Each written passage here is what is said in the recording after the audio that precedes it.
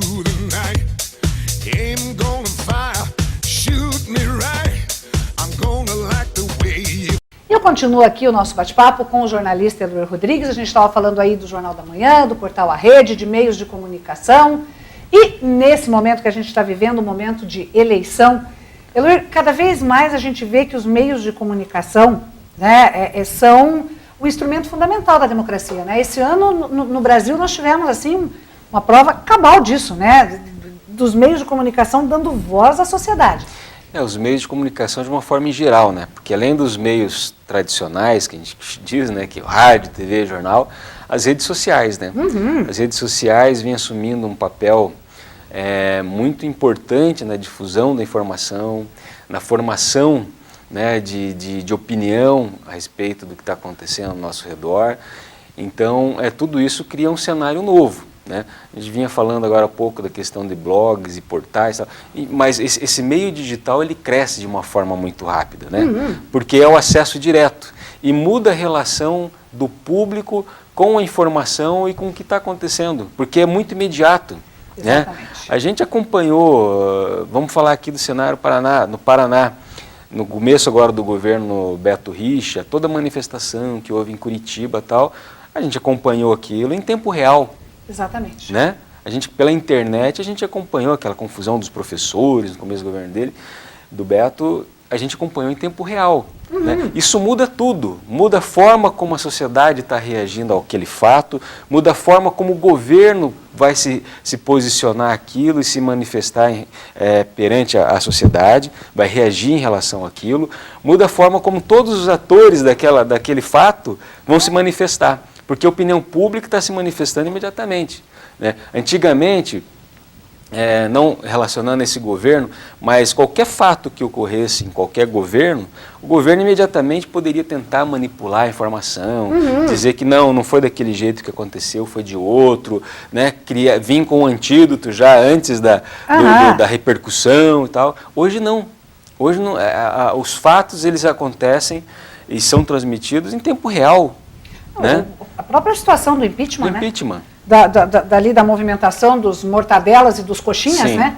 Quer dizer, não adiantava nem pró, nem contra o governo dizer que tal manifestação era maior Sim. ou menor. As imagens eram claras em qualquer circunstância. E em e tempo real, né? E eu acho que tudo isso vai interferir agora no período eleitoral, né? Exatamente, é que eu queria chegar. Nós estamos aí num ano eleitoral, eleições municipais, nós estamos com um cenário atípico em termos de prazos e configuração Exatamente. Eleitoral, né, Eloir? Tá uma coisa muito esquisita, nós estamos entrando em agosto e não tem muita coisa sem definição. Nós já estamos passando aí da metade de julho. Você veja, em anos anteriores, eleições anteriores, a propaganda eleitoral ela já começava ali na primeira semana de julho. Isso. Então, em eleições anteriores, nesse momento nós já estaríamos com os programas de televisão, com a campanha na rua, já estaria numa outra etapa. Com as convenções definidas, né? Tudo já, a campanha efetivamente na rua, em anos anteriores. Né? Hoje, nessa eleição, nós ainda estamos discutindo as eventuais alianças que vão ser consolidadas até início de agosto, para somente depois, porque nós temos, se não me engano, até o dia 5 de agosto para registrar as candidaturas, comunicar à Justiça Eleitoral o nome dos candidatos, né?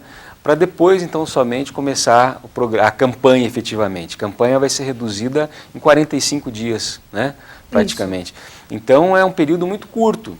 E isso vai impactar, acredito eu, diretamente no resultado das eleições e na forma como cada candidato vai definir sua estratégia de campanha, né? Porque é um período curto. Fora isso, o número de inserções dos candidatos na televisão também diminui o dia. Então ele vai ter uma exposição no rádio e na televisão muito menor. Vereador praticamente não vai aparecer no rádio e na televisão. Não, vai ser citado o nome. Vai aparecer a foto dele, com o nome, número e acabou, né? Exatamente. Não vai ter mais aquele, eu vou me projetar na campanha, no programa de rádio e televisão. Não vai ser possível isso mais. Né? Porque a maior parte do tempo vai ser dedicado aos candidatos a majoritária, os candidatos a prefeito, E os candidatos ao vereador, praticamente é isso que você falou, vai aparecer a foto com um número só, mais nada. Porque é um tempo muito curto que vai ter que ser dividido entre todos os candidatos. Além disso, a exposição na rua também está restritíssima, né? Não pode outdoor, não pode cartaz, não pode adesivo grande, não pode placa, não pode nada, né? Até porque, Ana, existe uma regra que é o seguinte, o candidato ele vai ter o gasto limitado. Vai ser limitado ao gasto do candidato que mais gastou na última campanha. Tá? Então ele vai ter um limite de gasto. Fora isso, o financiamento da campanha, ele não vai mais poder receber dinheiro de empresas. São só financiamento de pessoas. Né? E isso tudo também vai limitar muito o gasto de campanha. Diretamente isso vai repercutir numa redução da estrutura de campanha, até porque alguém poderia falar, mas o candidato vai dar um jeito de alguém vir e bancar uma estrutura. Não, todo gasto de campanha tem que ser declarado, e aí a própria Justiça Eleitoral já disse que vai fazer uma fiscalização muito rigorosa, e além disso tem a própria fiscalização entre os candidatos. Todo candidato vai ficar de olho no concorrente, esperando ele cometer algum deslizezinho para entrar lá com uma denúncia e tentar caçar a candidatura do adversário. Então, assim, acredito eu que os candidatos vão ser muito cautelosos, deve ser uma campanha bem mais pé no chão, com menos gastos de campanha, com menos estruturas, aquelas estruturas gigantescas de campanha, menos gente na rua trabalhando. Vai ser uma campanha bem mais quieta, de debate realmente. Né? E aí é um cenário diferente, né? Porque acho que favorece muito os nomes que já são conhecidos. Porque é complicado para um candidato vir novo e tentar projetar um nome. Não vai ter tempo suficiente para isso. Né? Então é uma campanha que vai exigir aí dos marqueteiros um esforço muito grande para tentar obter o melhor resultado com pouco gasto de campanha, com pouca estrutura de campanha e pouco tempo de rádio e televisão. E aí nessas alturas, Eulírio, quanto vai pesar essa questão das redes sociais, considerando que é limitado também o uso patrocinado das redes sociais, né? Ele tem que usar no limite do orgânico, né? Eu acredito, Ana, que essa eleição, o grande diferencial vai ser a utilização das redes sociais.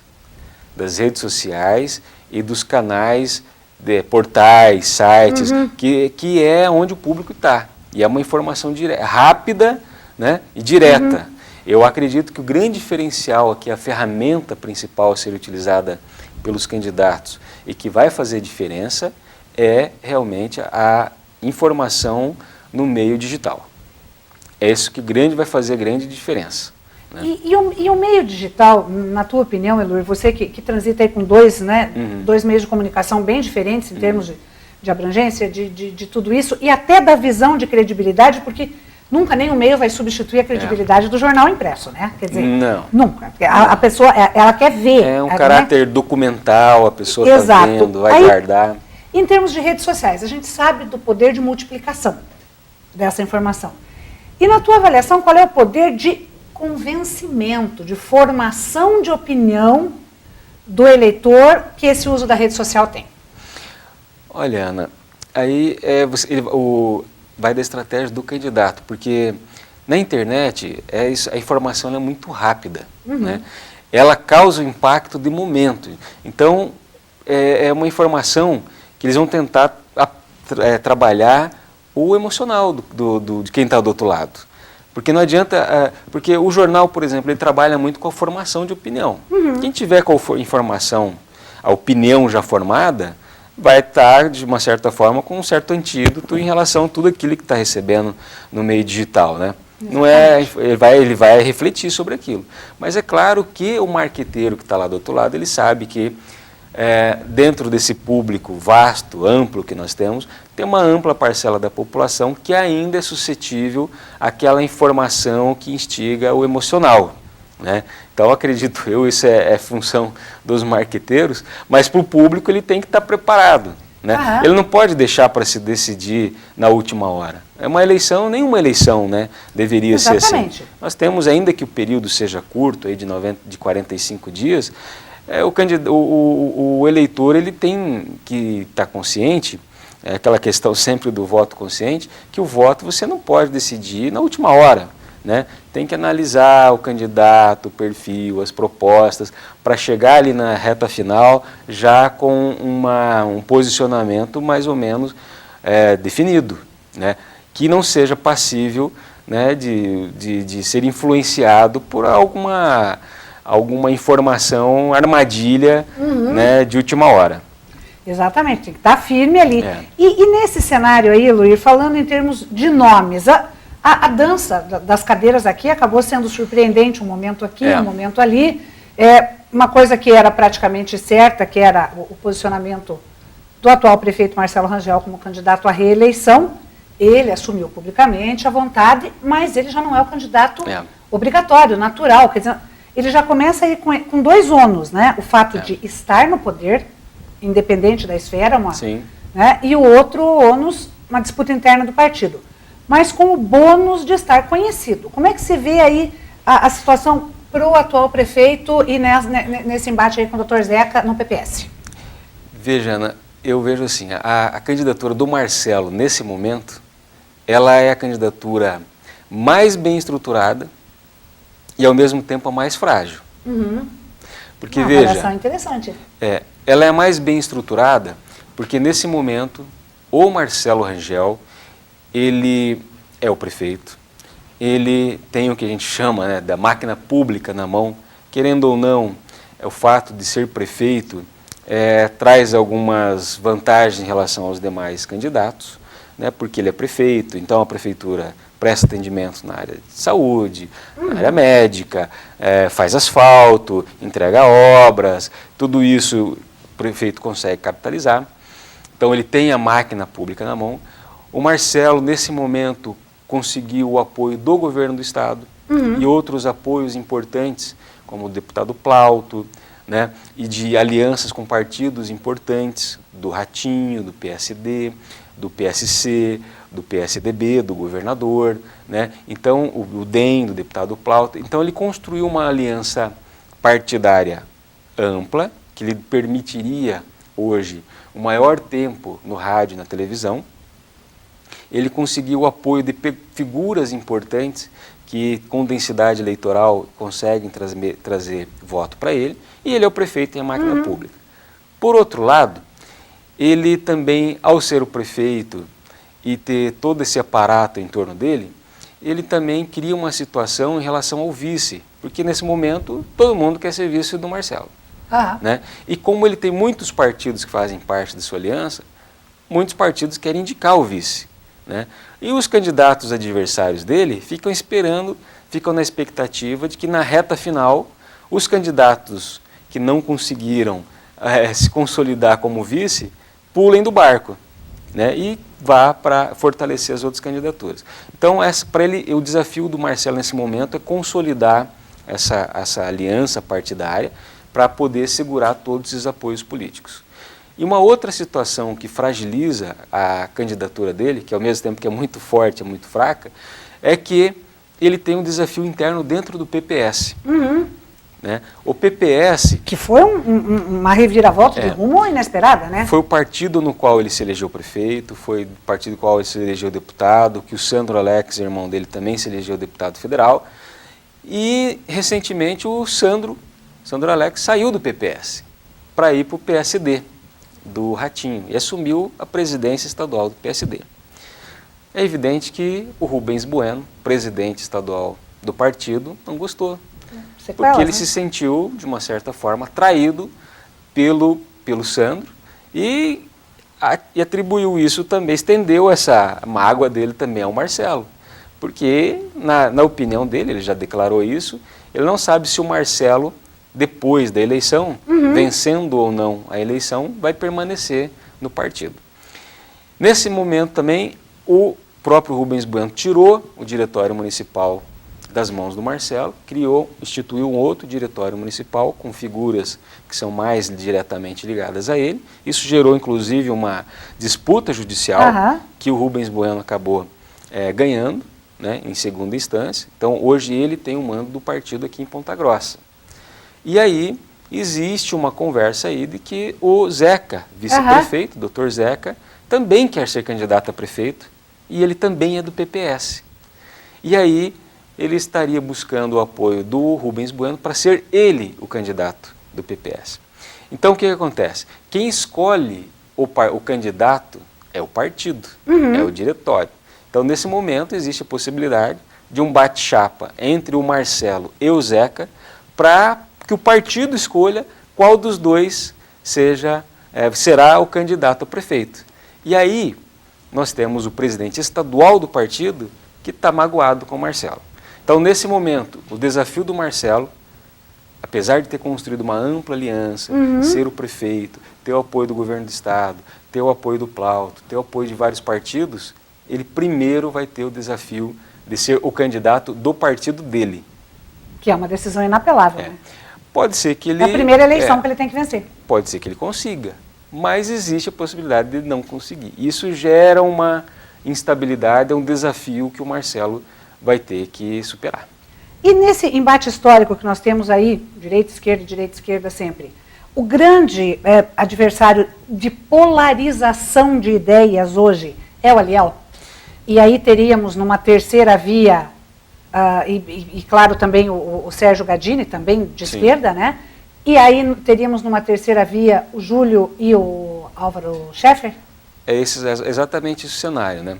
Nós temos aí em oposição a esse grupo do Marcelo, e vamos falar aí de uma elite de Ponta Grossa, né? Nós teríamos uma força mais popular, que é aquela representada pelo grupo do Aliel. O deputado Aliel Machado, né, que teve lá sua origem no PCdoB, se elegeu pelo PCdoB deputado federal, ele tem relações com o PT, com o PMDB, que são partidos mais alinhados à esquerda e de um posicionamento ideológico mais antagônico a esses grupos representados pelo Marcelo, pelo Álvaro Schaeffer e pelo Júlio Killer. Né? Então, acredito eu sim que a polarização vai acontecer de partida entre, pelo menos do ponto de vista ideológico, a polarização vai ser sim entre o Marcelo e o Aliel. Só que, claro, aí nós temos uma série de situações a serem analisadas. Primeiro, se o Marcelo realmente não vai ter problema com o PPS, vai ser o candidato e vai consolidar todas essas alianças. E depois você tem um outro cenário que vem se consolidando, que é a candidatura do Álvaro. A candidatura do Álvaro Schaeffer, eu acredito que seja um fato bastante importante e que muda o cenário eleitoral da cidade. Porque ele vem como a terceira via, que não é contaminada, digamos assim, com um mandato. Exatamente. Por dois motivos. Primeiro, porque o Álvaro, ele tem um perfil a ser explorado que vem ao encontro de anseios da população nesse momento. Ele nunca foi candidato a nada, ele não tem apesar de ele já ter exercido funções públicas como secretário, inclusive do Péricles e depois do Marcelo, né, do PT e depois do PPS, mas ele já ocupou cargos públicos, mas ele tem um perfil muito mais de empresário. Né? Então isso é uma coisa assim, que a população tem buscado, um perfil de alguém que não seja político, por essência, né, por carreira. Né? Exatamente. E isso o Álvaro é algo que ele consegue trabalhar, pode explorar bastante seu perfil na campanha. Fora isso, ele vem também com grupos que podem até ter uma proximidade com o Marcelo, mas se tiver uma segunda opção, vão apoiar o Álvaro. Digo, por exemplo, lideranças como o próprio Vosgrau, o Álvaro Dias, que é o presidente nacional do partido, do PV, que é o partido do Álvaro Schaeffer, e o Álvaro Dias em Ponta Grossa é uma força política com densidade eleitoral forte. Ele puxa voto em Ponta Grossa, o Álvaro Dias, diferente de outros que nesse momento estão com um pouco de desgaste.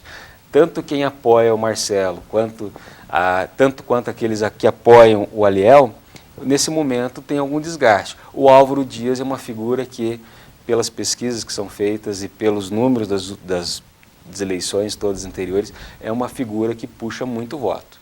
Então, o Álvaro Schaeffer é um candidato que, se bem trabalhado, Dependendo da forma como ele se apresentar para a população, ele tem potencial para crescer.